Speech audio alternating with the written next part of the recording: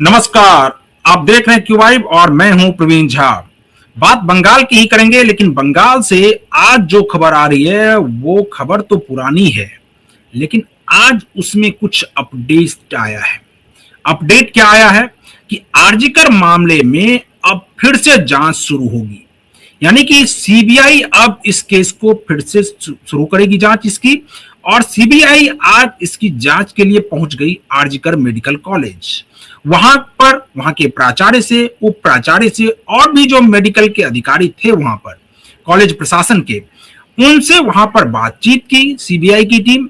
और उसके बाद उस जगह पर भी गई जहां पर कि उस वक्त ये घटना घटी थी।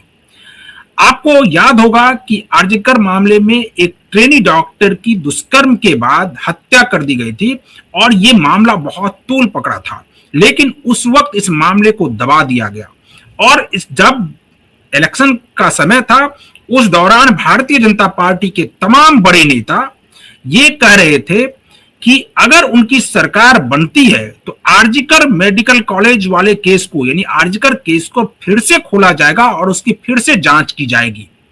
हालांकि उस पीड़िता की तो मौत हो गई थी और उस पीड़िता की जो माताश्री हैं उनको भारतीय जनता पार्टी ने टिकट दिया, वो जीती और अब शायद वो बंगाल में मंत्री भी बनी है। लेकिन अब जब ये जांच फिर से शुरू हुई है तो अब लग रहा है कि उस परिवार को फिर से न्याय मिलने की आश जग गई है।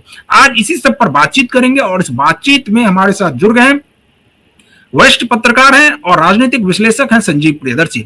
संजीव जी, आपको क्या लगता है अब जो ये जांच फिर से शुरू हुई है, क्या न्याय की उम्मीद, अब लग रहा है कि उस परिवार को न्याय की उम्मीद जगी है और न्याय उनको मिलेगा?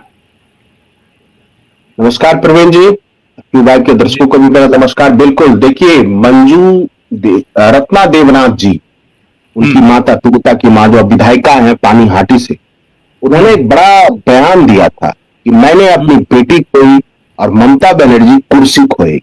और ये सच साबित, ममता बनर्जी को कुर्सी खोनी। और शुभेंदु अधिकारी ने चुनाव के दौरान ही वादा किया था कि वो फिर से जांच कराएंगे, दूध का दूध और पानी का पानी कराएंगे। क्योंकि जब शुरुआत में जांच बंगाल पुलिस ने की थी, जब ये घटना घटी थी, तब ममता बनर्जी की सरकार पर यह आरोप है कि उसने पूरे केस को मैनिपुलेट कर दिया और अपने ही उड़दंगियों को भेजकर क्राइम सीन को साफ करवा दिया। तो ममता बनर्जी की जो पुलिस थी उसने क्राइम सीन को बदल दिया। उसके बाद जो जितने भी उसमें अपराधी थे उसको प्रोटेक्शन दिया। और जो प्रिंसिपल था Sandeep Ghosh RG medical college का, उस पर कोई आंच नहीं आने दी। यानी पूरी तरह से आरोपियों को, दुष्कर्मियों को, हत्यारों को बचाने के लिए ममता बनर्जी ने अपनी पूरी ताकत झोंक दी। और जब तक सीबीआई के पास सब कुछ आता तब तक उसने लगभग सारे एविडेंस समाप्त कर पाए, क्योंकि उसमें टीएमसी के यूथ विंग के गुंडे और कुछ विशेष जो उनके दुधैला, नहीं कहती थी वो दुधैला, विशेष मजहब के लोग शामिल थे इस कांड।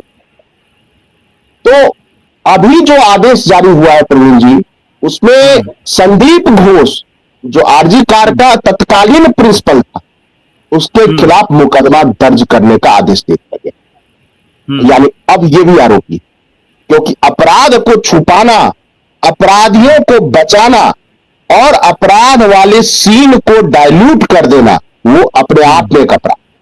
और उसमें संदीप घोष शामिल था। संदीप घोष के घर पर पहले ही हो गया है कि जो अवैध निर्माण है वो टूटेगा। और इसमें पूरी तरह से जेल में है, वो वित्तीय अनियमितता को लेकर पहले से ही जेल में है, उसी मेडिकल कॉलेज में वित्तीय अनियमितता को लेकर। लेकिन अब इस मामले में भी एफआईआर दर्ज हो, बिल्कुल मनी लॉन्ड्रिंग के मामले में वो दर्ज है ईडी के उसमें। लेकिन देखिए, अब क्रिमिनल केस अलग होता है और मनी लॉन्ड्रिंग का केस अलग। क्रिमिनल केसेस में अब सीबीआई तो उसको कस्टडी में नहीं ले सकती थी, लेकिन अब सीबीआई कस्टडी में लेगी, क्योंकि वो तो ईडी कस्टडी में था।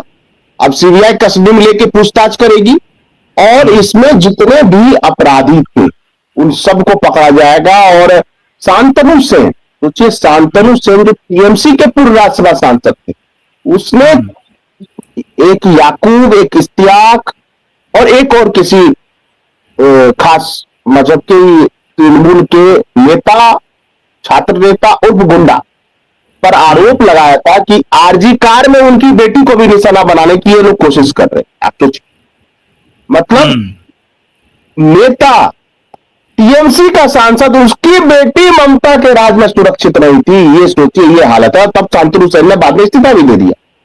तो ये जांच जब शुरू होगी तो इसमें पहली बात एविडेंस इकट्ठा करना, क्योंकि कोलकाता हाईकोर्ट ने कहा है कि एविडेंस इकट्ठा करना जो है वो आप रखिए कि नया एविडेंस आपको इकट्ठा करना है।